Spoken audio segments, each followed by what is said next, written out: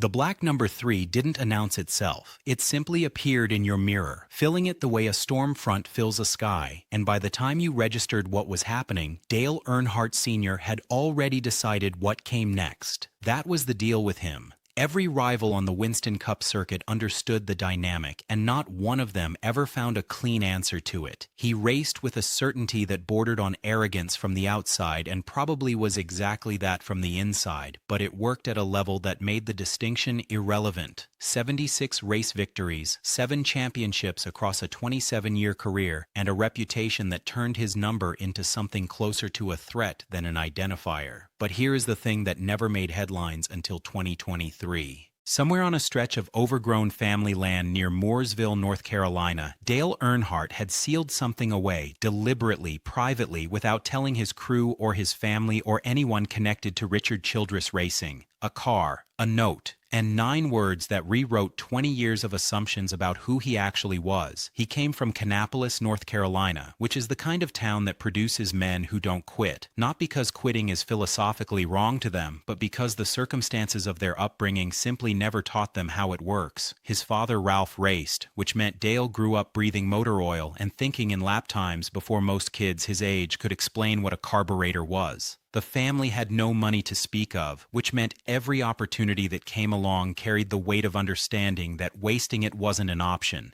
He drove junker cars on dirt tracks before anyone handed him a proper stock car, and by the time he reached what became the Winston Cup Series, the habits of a man competing like he had everything to lose were already calcified into something permanent. Richard Childress Racing gave him the platform. Dale brought the engine. The black Chevrolet Monte Carlo that became his signature was as much an extension of his personality as any physical object can reasonably be. And the number 3 it carried became one of the most recognized symbols in American motorsport history, sitting alongside Daytona International Speedway itself in terms of what the sports fans associate with a certain era of greatness. The nickname wasn't invented in a boardroom. The Intimidator was what other drivers called him, quietly at first and then openly once the label fit too well to fight. He bumped, he blocked, he drove into spaces that common sense suggested weren't actually spaces and emerged from the other side having gained 2 positions and a story for the post-race debrief. His style looked like recklessness from the grandstand and ran much closer to cold calculation on the track, a gap that took years for opponents to understand and that some never fully grasped. Fans split cleanly into devotion or contempt with almost no middle ground, and Dale seemed to enjoy both responses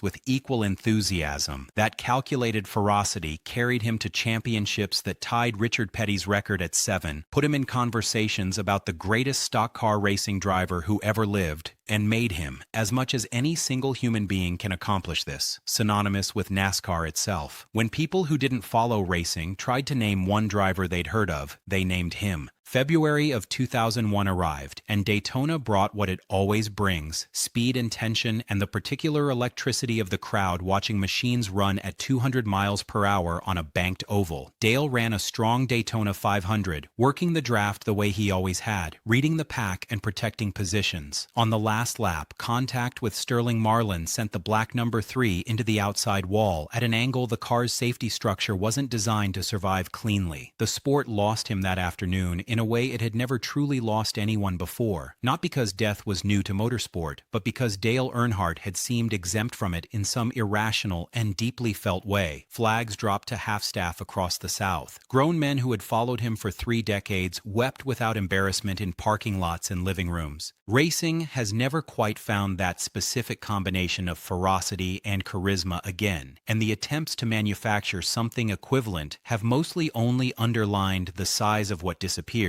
What almost nobody knew at the time, and what stayed unknown for more than 20 years after his death, was that he had already hidden something. Not days or weeks before Daytona, but years earlier, he had moved a car to a building on family land near Mooresville and sealed it behind steel-reinforced doors in a windowless cinderblock structure with no markings and no power connection. The restoration team that acquired the property in 2023 had no idea the structure held anything worth investigating. They were interested in barn space for parts inventory. The garage at the far end of the property looked forgotten rather than functional, the kind of building people walk past for decades without wondering what's inside. Vines covered the lower portion of the doors. The lock had rusted to the point of mechanical fusion. The ground surrounding the structure had returned entirely to wild overgrowth. They brought in a locksmith. They spent hours in Carolina summer heat clearing the vines and working the mechanism before the doors finally moved. What hit the crew first was the smell, old rubber, engine oil, and the specific staleness of air that has been sealed in an enclosed space for a generation without any circulation. Flashlight beams moved across the interior. The concrete floor was clean in the way that suggests whatever sat here never leaked badly enough to leave permanent staining. Centered in the space, covered with a heavy tarp that had gone board stiff at the corners, sat something low and long and covered with obvious deliberateness. Not abandoned. Protected was the more accurate word. Someone had placed that tarp with attention. The crew lifted the corners slowly, the stiff fabric resisting. A black Chevrolet Monte Carlo in late 1990s. Winston Cup specification sat beneath 2 decades of settled dust. The number 3 wasn't painted on the door, but the ghost of it remained visible under the grime, deliberately rubbed from the paint without quite disappearing. Present if you knew what you were looking at and how these cars were prepared. The good wrench service decals had oxidized past legibility, but were still physically attached to the body panels. The Goodyear Eagle tires on all 4 corners had cracked from age but were fully inflated, which was itself strange, as if the car had been prepared with the expectation that it might need to move again someday. The windshield was intact. The roll cage showed reinforcement work done mid-season, the kind of structural addition a crew makes after a car has absorbed a significant hit and been brought back into service rather than replaced outright. The RCR chassis code was stamped near the firewall. The data log box remained wired in and mounted behind the dash.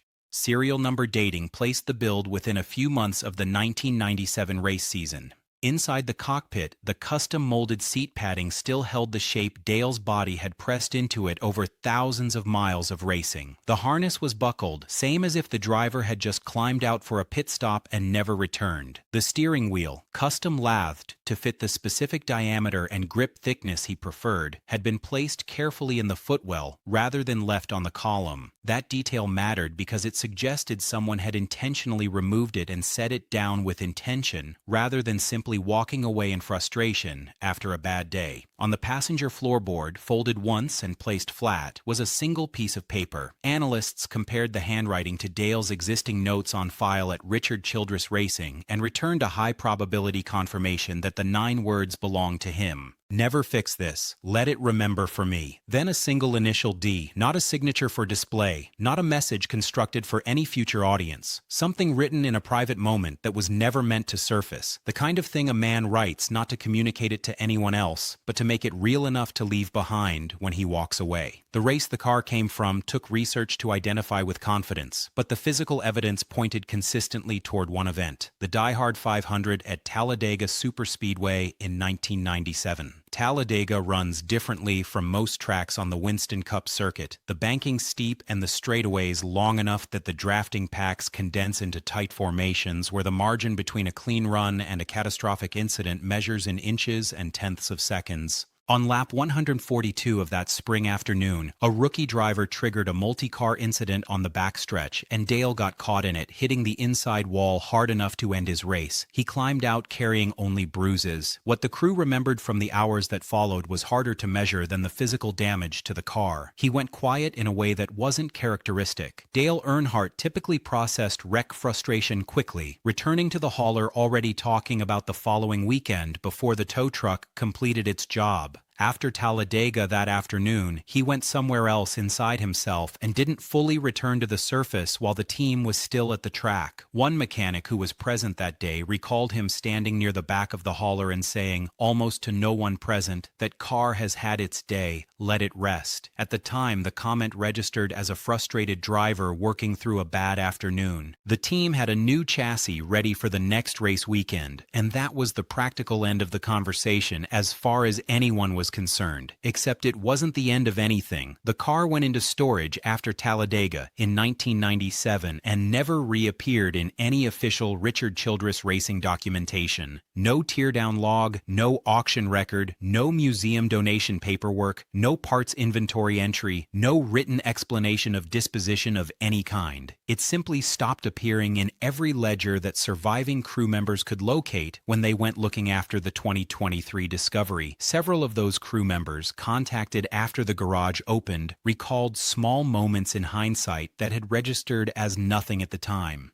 Dale occasionally glancing toward the storage section of the shop and then moving past without comment, redirecting conversations when the subject of that particular chassis came up. One crew member remembered him saying directly that some things don't need a second life, a comment that landed in the moment as a passing observation and arrived decades later carrying the weight of a directive that nobody had understood they were receiving. Word spreading through the auto racing community produced an immediate and deeply felt argument, which wasn't surprising given how passionately his fans still relate to everything connected to his name. One camp argued strongly for preservation in its current condition, dust and cracks and oxidized decals intact, positioned in the NASCAR Hall of Fame under sealed display with the handwritten note visible and no attempt made to clean, restore, or explain what Dale had chosen to leave untouched. The argument was that the condition of the car was itself the message. Polishing it would erase exactly what made it significant. A second camp pushed for full restoration and tribute laps at Daytona International Speedway. The number 3 returned to the door, and the car fired up as a statement about resilience and continuation rather than grief. A third position, quieter but not negligible, suggested the garage door should have stayed shut. Dale sealed it himself. The lock was his decision. Whatever he felt on that afternoon at Talladega Superspeedway in 1997, he chose to honor it with silence and steel, and the act of breaking that silence open could reasonably be understood as a violation of something he considered entirely personal. Collectors reportedly put forward 7-figure offers for acquisition rights within weeks of the story surfacing. Racing museums positioned themselves publicly for potential receipt of the car. The Earnhardt family and estate released no statement of any kind, and that silence has continued while the Monte Carlo sits in a secured and undisclosed location, the debate running on without resolution, the note preserved exactly as it was found on the passenger floorboard. What the car represented to Dale is the question that keeps returning regardless of which direction the argument runs. It wasn't a car that won anything. It wasn't connected to a championship run or a famous finish. It came from an ordinary afternoon at Talladega Superspeedway, where the race went sideways on lap 142, and he walked away with bruises and went somewhere quiet inside himself and eventually moved this specific Chevrolet Monte Carlo to a building on family land and wrote 9 words on a folded piece of paper. Historians of the sport point to the period immediately following 1997 as the beginning of a visible change in how Dale operated. He took younger drivers under his wing with more consistency during those final years. His public statements grew more reflective. The sharpest edges of the combativeness that had defined him through most of his career softened in a way that didn't change what he fundamentally was, but allowed something additional to be visible underneath it. Some historians now call this period the Earnhardt Echo.